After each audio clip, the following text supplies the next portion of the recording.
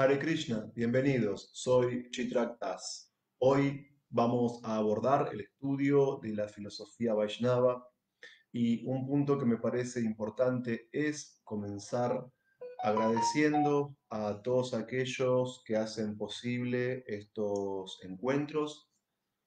Quiero agradecer a la comisión de ISKCON Buenos Aires, quiero agradecer a los oradores previos, a Devakinandana Prabhu.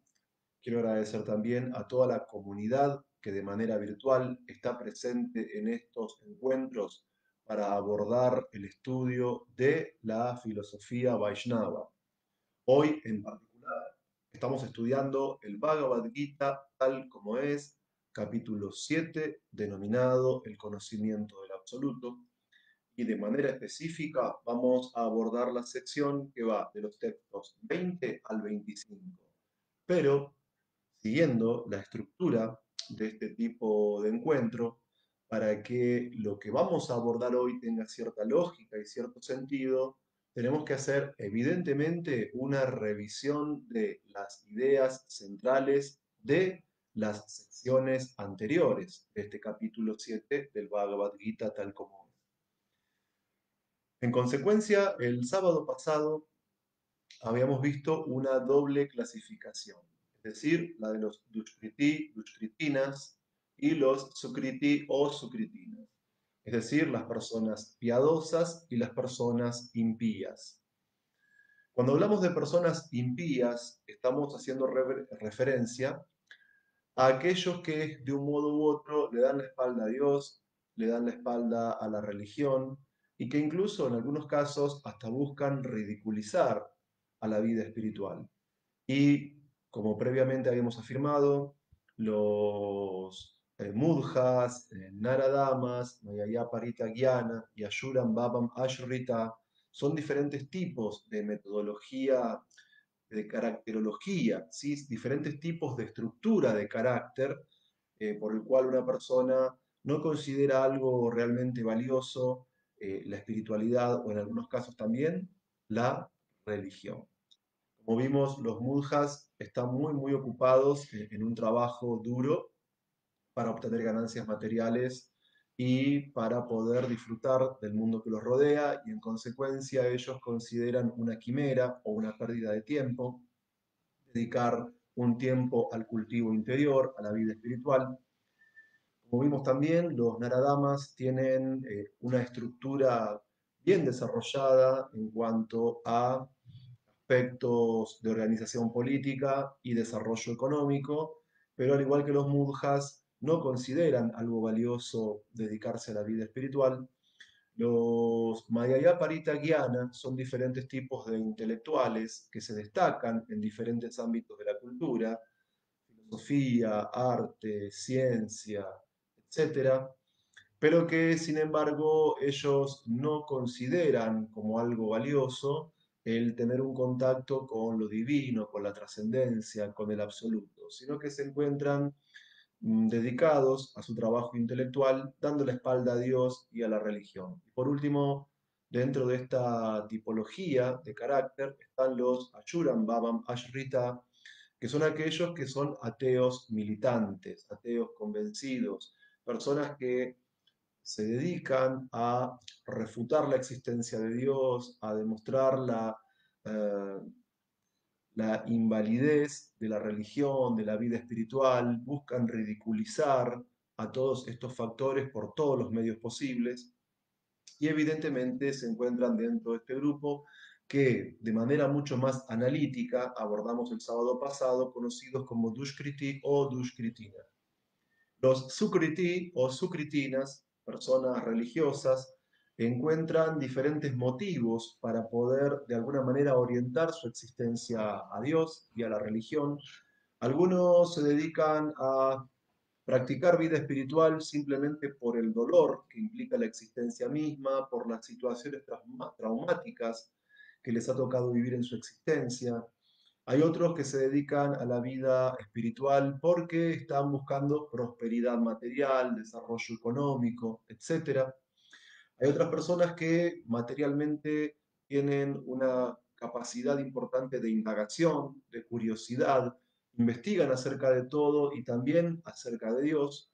Y por último nos encontramos con la persona que concreta, directa y específicamente está buscando conocimiento del absoluto, conocimiento de la divinidad, conocimiento de Dios. Ahora bien, el punto es que, tal como vimos el sábado pasado, estas cuatro clases de personas religiosas, ellos aceptan la autoridad de las escrituras sagradas, ellos siguen ciertos principios regulativos de la vida espiritual, ellos están más o menos consagrados a Dios, pero el punto es que no son devotos puros, dado que el servicio religioso que le prestan a Dios tiene una motivación material, es decir, ellos practican cierta forma de espiritualidad o de vida religiosa esperando obtener de Dios algún tipo de recompensa, algún tipo de bendición, para poder lograr cumplir sus deseos materiales. Ahora, si bien estas cuatro clases de personas piadosas no son devotos puros, aún así Krishna lo describe como Mahatmas, como grandes almas. ¿Por qué? Porque son personas que aún teniendo deseos materiales reconocen la posición suprema de Dios y en consecuencia todas sus necesidades o sus deseos, ellos los dirigen a Dios buscando la satisfacción de los mismos y en consecuencia hay un vínculo de afecto entre Dios y esta clase de devotos. Ahora bien, esta no es la devoción que hace Bhaktivedanta Swami Prabhupada, el fundador de ISKCON, trajo a Occidente. Prabhupada trajo de India los estándares más puros y elevados de la práctica del Vaishnavismo. Y en función a las enseñanzas de Srila Prabhupada en el capítulo 7 del Bhagavad Gita, es que podemos decir que tanto las personas irreligiosas o ateas como monjas, naradamas, Mayaya Paritagyana y Ashuram Babam Ashrita, las personas que le dan la espalda a la religión, que le dan la espalda a Dios, como las personas que se acercan a Dios con motivaciones materiales, como por ejemplo el afligido, el que busca riqueza, el indagador y el que busca conocimiento específico del absoluto, estos cuatro últimos, así como los cuatro anteriores, al entrar en contacto con un Vaishnava puro, al entrar en contacto con un devoto puro, también reciben, a pesar de sus limitaciones iniciales, la posibilidad de practicar servicio devocional del más alto nivel. Es decir, tanto aquellos que son Dushkriti como aquellos que son Sukriti reciben la posibilidad, por mediación del Vaishnava puro, de convertirse en también devotos puros. Esto sienta las bases de lo visto en la sección anterior el sábado pasado y de alguna manera deja establecido un fundamento para que podamos avanzar sobre la sección de hoy del capítulo 7 del Bhagavad Gita, tal como es el conocimiento del absoluto, textos del 20 al 25. Bien, lo que vamos a abordar a continuación en la sección de este día es un tipo de conocimiento que para la persona occidental promedio puede parecer un tanto particular, un tanto desconocido, porque en la sección que va de los textos 20 al 23, Krishna está hablando de la adoración de semidioses. Y para las personas occidentales actuales, hablar de semidioses no es algo común dentro de los patrones de nuestra cultura contemporánea. Sí se podía hablar de semidioses en culturas antiguas, como la de los griegos, los romanos, etcétera, pero para una cultura como la nuestra, secularizada, una cultura atravesada por la ideología de la ciencia y del progreso y de las concepciones más laicas de la vida, hablar de semidioses es un poco extraño, un poco particular, hasta podríamos decir un tanto anacrónico. Pero hoy estamos abordando el Bhagavad Gita y esta es una de las cuestiones que Krishna está exponiendo ante su primo, amigo y discípulo Arjuna. Entonces, para situarnos en el ámbito de la cultura donde se produjo este diálogo hace más de 5.000 años previo a la batalla de Kurukshetra, tenemos que entender que en la India antigua, en diferentes zonas de Asia, donde la cultura védica estuvo presente por mucho tiempo, existía el culto, existía la adoración a divinidades conocidas como devas en sánscrito, traducido este término por Srila Prabhupada como semidioses. El punto es que, por ejemplo, uno estudia el panteón de los dioses griegos, de los dioses olímpicos, y es un número reducido de dioses que junto a Zeus, a Hera, Apolo, etcétera, encuentran relatos principales dentro de la mitología de ese pueblo antiguo. Ahora, la India y la antigua cultura védica en particular es una civilización sumamente rica en todo sentido y también en el sentido religioso. ¿Por qué? En cuanto al punto que hoy nos atañe abordar, en la antigua civilización védica que se desarrolló en India, como también en diferentes partes del planeta, se dio una existencia de 33 millones de semidioses aproximadamente. Es decir, nosotros en general conocemos a los principales, a Brahma, el de cuatro cabezas, el arquitecto del universo, el Guna, avatar, regente de la modalidad de la pasión dentro del mundo material. Conocemos también a el glorioso, el excelso señor Shiva, regente de la modalidad de la ignorancia, tamoguna, dentro del mundo material. Cuando leemos el libro de Krishna, hemos visto que cuando Brahma roba los terneros a Krishna y los niños, Krishna se expande en niños y terneros por más de un año, y cuando Brahma vuelve después de un instante de la vida de los semidioses, ve nuevamente a Krishna rodeado de sus amigos y sus terneros, y Brahma queda confundido y como vimos previamente, Krishna hace que esos niños se expandan en forma de Vishnu Tattvas y hay todo un pasatiempo muy interesante. Brahma queda confundido, atónito y Brahma tiene que postrarse finalmente ante Krishna y ofrecerle oraciones y por supuesto reverencias. Encontramos muchos pasajes del Srimad Bhagavatam donde el propio señor Shiva ofrece reverencias y adoración a Krishna. También nos encontramos dentro del Srimad Bhagavatam con esa lucha entre Krishna y el semidios Indra, que hizo llover por 7 días y 7 noches sobre Brindavan y que Krishna levantó con el dedo meñique de su mano izquierda la colina Govardhan y protegió a todos sus devotos de cualquier tipo de peligro. Pero hay más semidioses, hay muchos más semidioses que Brahma, Shiva, Indra o aquellos que encontramos en las yastras. Por supuesto que, bueno, si tuviésemos que enumerarlo serían 33 millones aproximadamente. Y eso sería un poco difícil. Pero bueno, partamos de esa base. Partamos de la base de que en la antigua cultura védica existía una cantidad de semidioses, de divinidades menores, que suman millones y millones. Pero no solamente existían en la antigua cultura védica estas divinidades, sino que existía la creencia en estas divinidades, existía el culto a alguna de estas divinidades. ¿Por qué? En la antigua cultura védica había personas que tenían fe en estos devas, había personas que depositaban su confianza en estos semidioses. Es decir, en función del condicionamiento psicofísico producto de las modalidades, distintas personas se veían atraídas por diferentes semidioses. Un aspecto en común que comparten los adoradores de los semidioses de la antigua cultura védica es que son personas llenas de deseos materiales.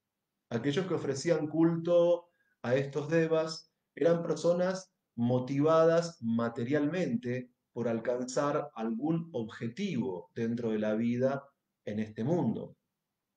Y por eso es que, de alguna manera, el adorador de semidioses es un individuo que no tiene pleno conocimiento, porque no tiene un conocimiento pleno de la naturaleza de la divinidad que adora, porque no tiene un conocimiento de los alcances y limitaciones de los propios semidioses, y porque a su vez tampoco tiene un conocimiento de la meta más elevada.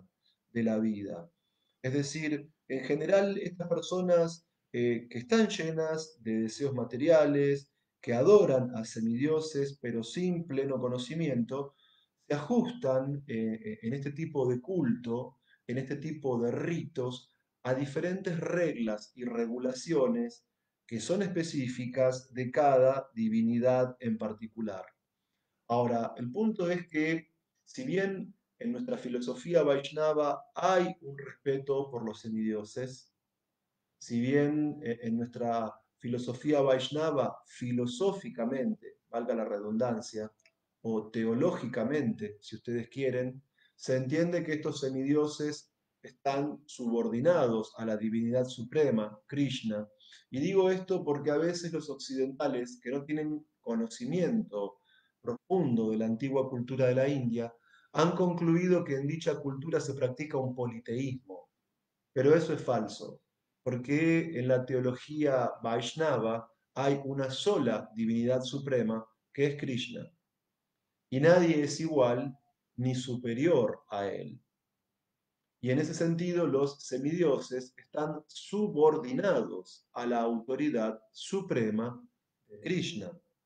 Entonces, el punto es que filosóficamente hablando, nuestra teología Vaishnava nos permite comprender que estas personas que tienen fe en diferentes tipos de semidioses, que no tienen un conocimiento completo de la divinidad ni tampoco de la meta suprema de la vida, que llenos de deseos materiales emprenden el culto de cada semidios en particular, de acuerdo a su propia naturaleza de carácter, siguiendo las reglas y regulaciones específicas de dicha adoración.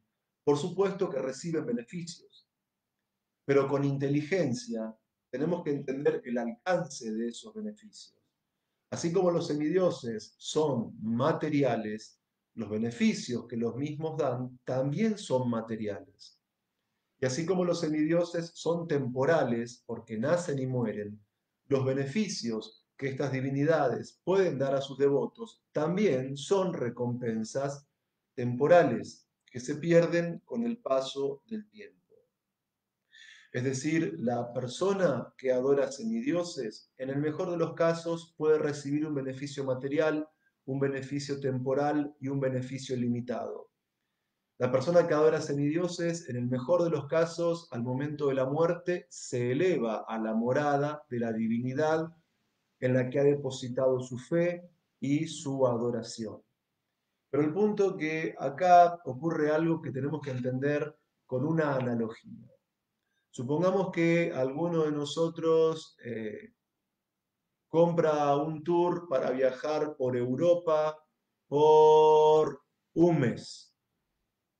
Entonces uno toma el avión, hace las escalas que son necesarias, llega al punto de destino, se aloja en su hotel, va a conocer los museos, los teatros, los edificios, las esculturas, los puntos de interés turístico, aprende sobre la historia del lugar, interactúa con la gente, disfruta de su viaje. Pero ni bien llegue el límite de 30 días, esa persona va a tener que volver. Y va a tener que volver porque ese viaje tiene un fin, tiene un principio y luego se acaba.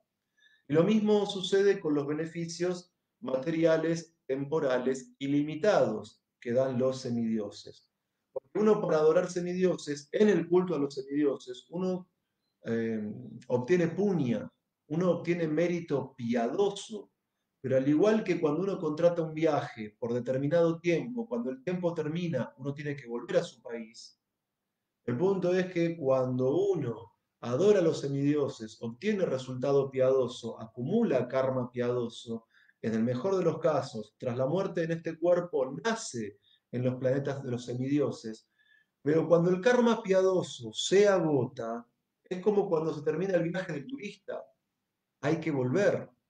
Entonces, el alma que se eleva como fruto de la adoración de los semidioses a los planetas de los semidioses, cuando se acaba el resultado de la actividad piadosa que acumuló mediante la práctica del yagya o sacrificio específico a cada divinidad en particular, cuando ese karma piadoso se agota, la persona no puede seguir viviendo en ese planeta celestial, sino que su alma nuevamente vuelve a caer a la Tierra o a algún planeta de las características similares al nuestro, donde hay formas de vida que pueden practicar actividad primitiva.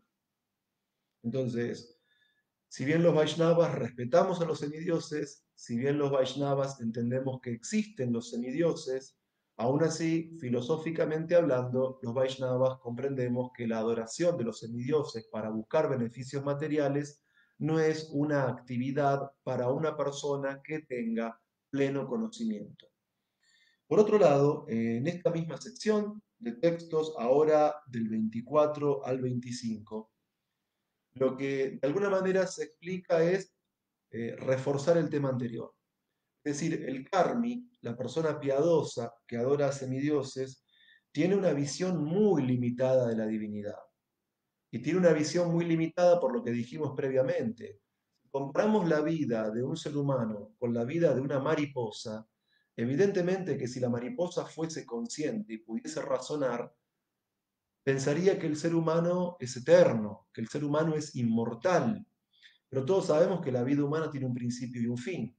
Ahora, si comparamos el tiempo de vida de los seres humanos con el de los semidioses, obviamente que los semidioses parecen inmortales. Y hay un término sánscrito que se utiliza para referirnos a esta cuestión. Además de llamarse devas, también se denominan amara, lo cual significa inmortales. Pero de hecho, al leer el Srimad Bhagavatam, uno puede ver que los semidioses, aunque tienen un tiempo de vida sumamente prolongado en comparación con lo que vive un ser humano, también los semidioses nacen y a su debido momento los semidioses mueren.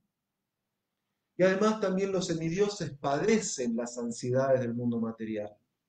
Cuando leemos el Srimad Bhagavatam, vemos que por momentos los demonios se vuelven fuertes por seguir las reglas y regulaciones dadas por su maestro espiritual, Sukracharya. Y los demonios vencen a los semidioses por momentos y hasta vemos que a veces vencidos por los demonios, los semidioses tienen que abandonar sus moradas celestiales.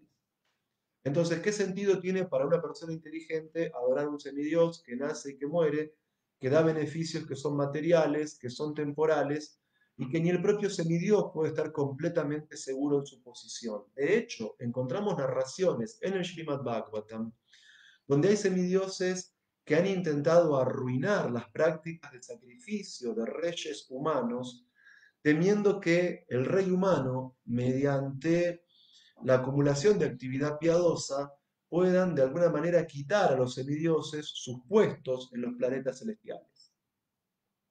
Entonces, en ese sentido, no solamente es temporal el beneficio que nos da el semidios, sino que también es temporal el mismo semidios y es temporal la posición de divinidad subordinada que el semidios ocupa. Así también, no solamente encontramos una limitación en la mentalidad del karmi o del adorador de semidioses de la antigua cultura védica, sino que también encontramos una limitación en las personas que se dedican al proceso de vida espiritual de tipo impersonalista, porque el impersonalista tiene una concepción parcial de la divinidad. El impersonalista considera que la verdad última es el Brahman supremo, lo impersonal, lo inmanifiesto, lo omnipresente, lo uno. Y el impersonalista busca fundir su ser individual en el ser supremo. Pero lamentablemente ahí también vemos cómo la energía ilusoria está confundiendo a tales personas. Porque el impersonalista, convencido de su doctrina, cree que la divinidad y eterna personal es ilusoria, cree que es material, cree que los relacionamientos amorosos que hay entre la divinidad suprema y sus devotos son otra forma de apego a la materia. Y en ese sentido, con todo el conocimiento que puede tener un verdadero impersonalista, con toda la renunciación que puede tener un verdadero impersonalista, Y aún así, con todas las buenas cualidades de carácter que pueda tener un impersonalista, todavía la energía ilusoria está influyendo la mentalidad de dicho trascendentalista. ¿Por qué? Porque su concepción del absoluto llega hacia un punto que, si bien es muy elevado y muy noble, el Brahman impersonal, el impersonalista no puede comprender que ese Brahman impersonal es la manifestación parcial del brillo corporal de Krishna, el Brahman supremo, el para Brahman, la suprema personalidad de Dios original y eterna. Entonces, el punto es que uno no puede comprender a Krishna simplemente por estudiar de manera literal la gran vastedad de textos que componen el conocimiento védico, es decir, la erudición en el conocimiento del Rig Veda, Yajurveda, Atharva Veda, Sama Veda, los Brahmanas, etcétera, etcétera, etcétera. Esa erudición védica no nos va a permitir comprender el aspecto más elevado de la verdad absoluta. Tampoco vamos a comprender ese aspecto más elevado de la verdad absoluta al estudiar la literatura Vedanta, como los Upanishads, el Vedanta Sutra y los comentarios de tipo impersonal que se le hacen al Vedanta Sutra. Es decir, Krishna, como objeto de conocimiento, es tan complejo, es tan sublime, es tan elevado, que no puede ser comprendido mediante la lógica material, no puede ser comprendido mediante la erudición material, no puede ser comprendido por la filología del estudio de la lengua sánscrita. Esto no quiere decir que no haya que estudiar el conocimiento védico en la vida espiritual, esto no quiere decir que seamos totalmente irracionales ni que dejemos de lado nuestra capacidad de pensamiento, pero ni siquiera esos instrumentos por sí mismos y de manera aislada pueden permitirnos comprender a Krishna. Krishna es trascendental a la experiencia de los sentidos materiales. Krishna es trascendental a las experiencias de la mente material. Y Krishna incluso es trascendental a la capacidad de conocimiento de la inteligencia contaminada por la materia. Ni estudiando por millones de vidas los Vedas vamos a comprender a Krishna. Ni analizando en profundidad la filosofía Vedanta vamos a comprender a Krishna. Ni siquiera aplicando el estudio de los silogismos más precisos vamos a comprender a Krishna. Y ni siquiera utilizando los mejores de los diccionarios sánscritos para analizar la semántica de los términos de la filosofía Vedanta o de los Vedas, vamos a comprender a Krishna. Y esto no quiere decir que Krishna sea completamente incognoscible. Quiere decir que todos esos métodos de los que se habló previamente no son los métodos adecuados para la comprensión de un objeto de estudio tan trascendente como Krishna mismo. Entonces, así como las personas irreligiosas y así como las personas religiosas motivadas materialmente pueden elevarse a la plataforma más perfecta de la vida espiritual por el contacto con un devoto puro, también en la metodología de conocimiento acerca de este objeto de estudio trascendental que es Krishna mismo, uno necesita la guía de un devoto puro. Es decir, cuando nosotros queremos trascender la materia, cuando nosotros queremos trascender el disfrute burdo de los sentidos, cuando queremos trascender el disfrute piadoso de los sentidos que hacen los karmis, cuando uno quiere trascender ese suicidio espiritual que comete el impersonalista, que quiere fundir su existencia en el absoluto, cuando uno quiere conservar su individualidad espiritual, cuando uno quiere relacionarse con la divinidad suprema Krishna, cuando uno quiere, teniendo a Krishna como objeto supremo de estudio, poder comprenderlo de manera metódica y de manera cabal para obtener conocimiento del absoluto y a su vez despertar nuestro amor puro y eterno por Krishna, tal como se manifiesta en los habitantes de Goloka Brindavan. El primer paso metodológico para todo esto es tener contacto, tener la compañía de devotos puros, es decir, de personas que ya hayan alcanzado el máximo grado de autorrealización. Entonces, una vez que uno tiene la asociación de un devoto puro, al recibir instrucciones del devoto puro, uno tiene que autodisciplinar su mente, uno tiene que autodisciplinar sus sentidos, comenzando a practicar las reglas y regulaciones del Bhakti Yoga o del servicio devocional. Esto implica que tras haber recibido el conocimiento sublime y puro de labios de un devoto perfectamente avanzado, uno tiene que practicar una disciplina de avance espiritual, la cual está integrada por los 9 procesos del servicio devocional puro, que comienzan por oír acerca de Krishna, cantar el Maha Mantra Hare Krishna y recordar los pasatiempos de Krishna, etcétera, etcétera, etcétera. Entonces, Krishna es un objeto de estudio muy difícil de comprender. Krishna es un objeto de estudio sumamente elevado. Y en ese sentido necesitamos del contacto de alguien que sea experto en la vida espiritual. Necesitamos del contacto con el devoto puro y no solamente escuchar el conocimiento de labios de un maestro espiritual, sino también poner en práctica dicho conocimiento en función de lo que se denomina sadhana bhakti, es decir, seguir los pasos adecuados para el avance en la vida espiritual.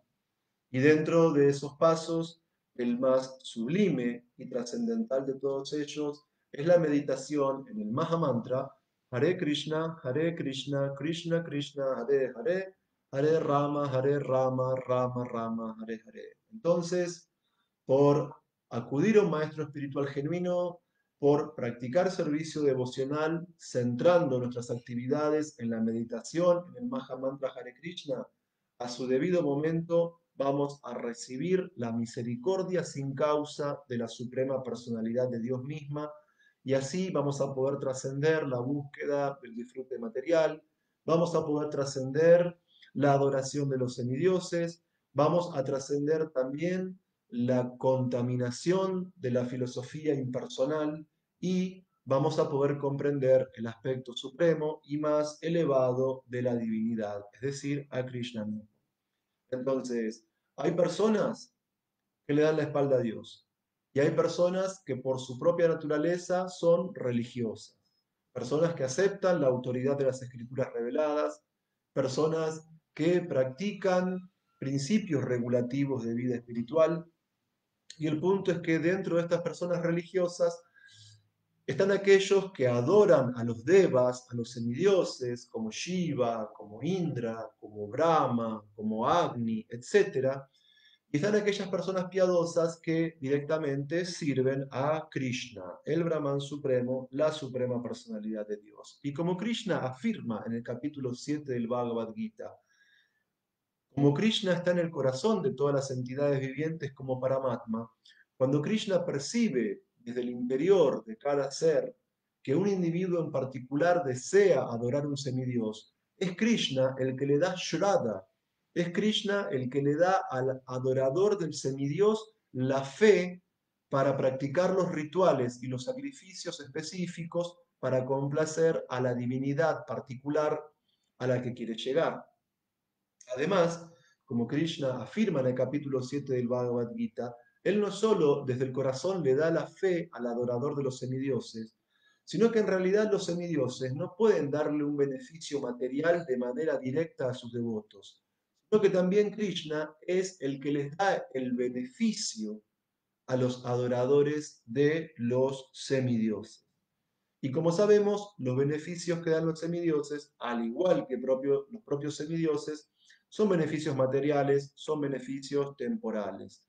Es decir, el adorador de semidioses está en ansiedad internamente porque tiene deseos materiales que nunca se acaban. Y el propio semidios que adora también está en ansiedad temiendo que alguien pueda quitarle su trono, su posición o su control sobre determinado aspecto de la naturaleza material respecto del cual este semidios es la deidad regente. El adorador del semidios nace y muere, y el propio semidios, mucho tiempo después de su adorador, dado que su vida es enorme, calculada en tiempo humano, pero en definitiva el propio semidios también nace y muere. Y cuando el adorador del semidios, que recibe fe de Krishna mismo, que recibe el resultado de Krishna mismo a través del semidios, agota el karma piadoso que acumuló tras los yagyas o sacrificios específicos para adorar semidioses, tiene que volver a caer a la tierra, tiene que volver a nacer, y al igual que el propio semidios, este adorador del semidios está atrapado en el reiterado ciclo del nacimiento, la enfermedad, la vejez y la muerte. Pero además de esto, cuando uno lee el Srimad Bhagavatam, puede ver que cuando hay un problema realmente serio en el universo, los propios semidioses tienen que acudir a Krishna o a Vishnu para que ellos puedan resolver las complejidades que atraviesan la manifestación cósmica. Y de hecho, como he contado previamente, hace 5.000 años atrás, el planeta Tierra estaba sobrecargado con fuerzas militares innecesarias regidas por reyes que no eran verdaderamente piadosos, y la deidad regente de la tierra, Bhumi, en forma de vaca, fue a ver a Brahma, el arquitecto del universo, con lágrimas en los ojos, para buscar una solución a los problemas que aquejaban la tierra. Y el propio Brahma, por sí mismo, con todo lo poderoso que es, no le pudo dar una solución a la madre tierra. Entonces el semidios Brahma, junto con Bhumi, la deidad regente de la tierra, junto con el señor Shiva y junto con los demás semidioses, fueron a la orilla del océano de leche del planeta Shwetabdvip a ofrecer oraciones Purusha Yukta a la Suprema Personalidad de Dios, Shirodaka Jai Vishnu, para que el propio Señor Supremo y la Suprema Personalidad de Dios pueda resolver los problemas que estaban ocurriendo en el universo. Entonces, si los propios semidioses tienen que acudir a la Suprema Personalidad de Dios cuando no pueden resolver un problema, una persona inteligente no va a depositar su fe en los semidioses. Una persona inteligente no va a adorar a los semidioses. Una persona con una visión profundamente filosófica directamente va a practicar servicio devocional puro en compañía de un devoto puro, siguiendo las reglas y regulaciones, así va a obtener la misericordia de Krishna y va a alcanzar la perfección más elevada. Hare Krishna, muchas gracias. Todas las glorias a Srila Prabhupada y a los devotos reunidos. Voy a ver si hay alguna pregunta. Saludos para Krishnangi Devidasi, para Ligia Taipe, Juan Borges, Diana Bellone, Carolina Frank, Devakinandana, Ruiz Díaz, Shiveshwara Nityananda Das, Krishnangi Devidasi. Bueno, estoy viendo que en el chat no tenemos ninguna pregunta, así que gracias por formar parte de este encuentro virtual para estudiar el Bhagavad Gita tal como es. Todas las glorias a Srila Prabhupada, todas las glorias a los devotos reunidos. La semana que viene, en el próximo encuentro, el próximo orador va a ser Prabhu Devakinandana. Muchas gracias. Hare Krishna. Aum Tat Sat. Termine